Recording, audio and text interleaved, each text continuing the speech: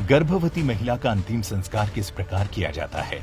क्या आपने कभी सोचा है कि हमारे हिंदू धर्म शास्त्रों में गर्भवती महिला के अंतिम संस्कार को लेकर कुछ अलग क्रियाकलापों का वर्णन किया होगा? क्योंकि गर्भवती स्त्री की मृत्यु एक ऐसी मृत्यु है जिसमें एक नहीं बल्कि दो आत्माएं एक साथ अपने शरीर को त्यागती हैं। और यदि आप जानते हो तो हमारे हिंदू धर्म शास्त्रों में तो बच्चे के अंतिम संस्कार को लेकर भी एक अलग विधि का वर्णन मिलता है, जिसके अनुसार मृत बच्चे के शव को जलाया नहीं बल्कि दफनाया जाता है। ऐसे में अपने शरीर में दो आत्माओं के लिए गर्भवती महिला का अंतिम संस्कार किस प्रकार किया जाए कि माँ और बच्चे दोनों को ही मुक्ति मिल सके, ये एक बड़ा प्रश्न है। लेकिन दोस्तों, गरुड़ पुराण एकमात्र ऐसा पुराण है जो आपके मन में उठती इस जिज्ञासा को दूर कर सकता है।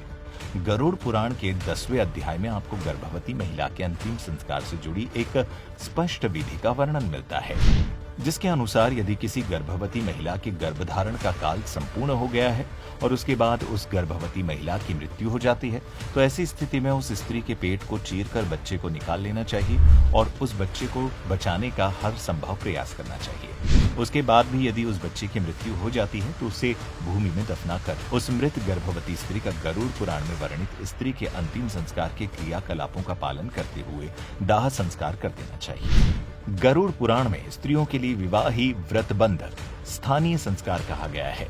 व्रत अर्थात जनेऊ से पूर्ण होने वाले सभी मृतकों के लिए उनकी अवस्था के अनुकूल समान क्रिया होनी चाहिए। अतः किसी भी स्त्री की मृत्यु के पश्चात शय्यादान, वृषोत्सर्गादि, परदान, महादान और गौदान आदि क्रियाएं करना अनिवार्य है। दूसरी ओर नवजात शिशुओं अर्थात अल्प आयु में मृत्यु को प्राप्त होने वाले मनुष्यों को लेकर गरुड़ पुराण में एक विचित्र तथ्य का वर्णन मौजूद है, जो कुछ इस प्रकार है। जिसने अभी कुछ देखा ही नहीं अपने संपूर्ण जीवन काल में, जिसने अभी कुल मिलाकर थोड़े बहुत ही कर्म किए होंगे, बहुत कम विषयों में जिसका संबंध रहा होगा, कम अवस्था और स्वल्प देह वाले ऐसे मनुष्य के मरने पर होने वाली काम क्रिया भी कम ही होनी चाहिए। इसी के साथ गर्भवती महिला की मृत्यु के पश्चात मां के गर्भ से निकले उस मृत नवजात शिशु के शव को गंगा में बहाने की बात की गई है। इसके बारे में विश्लेषण करते हुए बताया गया है कि यदि बच्चा 27 महीने या उसके इर्द गिर्द होता है तो ऐसे बच्चे के शव को भूमि में गाड़ने का प्रावधान है। वहीं 27 महीने से अधिक आयु वाले बच्चे के लिए दाह संस्कार करने का प्रावधान है और ये क्रिया तब तक संपूर्ण नहीं मानी जाती जब तक उस मृत बच्चे के अंतिम संस्कार के पश्चात उसकी अस्थियों को गंगा में विसर्जित नहीं किया जाता। इसके बाद उसे जलपूर्ण कुंभ प्रदान करने की बात कही गई है, जिसमें केवल बालकों को ही भोजन कराने का वर्णन मिलता है। गरुड़ पुराण में गर्भ के नष्ट होने के संदर्भ में अलग से एक तथ्य का वर्णन मिला है, जिसके अनुसार गर्भ नष्ट होने पर कोई क्रिया नहीं की जाती, परंतु ऐसे शिशु की मृत्यु होने पर विशेष रूप से दुग्ध दान अर्थात दूध का दान करना अनिवार्य है। और चूड़ा कर्म से पूर्व लगभग 3 वर्ष की अवस्था वाले बच्चे की मृत्यु पर जलपूर्ण घड़े का दान करना चाहिए और खीर का भोजन कराना चाहिए।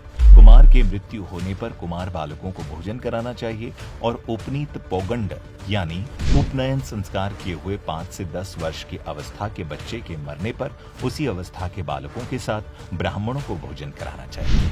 इसी के साथ 5 वर्ष की अवस्था वाले बच्चे की मृत्यु होने पर चाहे उसका यज्ञोपवीत अर्थात जनेऊ संस्कार संपन्न हुआ हो या नहीं, दोनों ही अवस्थाओं में उस बच्चे की मृत्यु पर क्रमशः खीर और गुड़ के 10 पिंडदान करने का प्रावधान है, जिसका वर्णन हमें गरुड़ पुराण में मिलता है।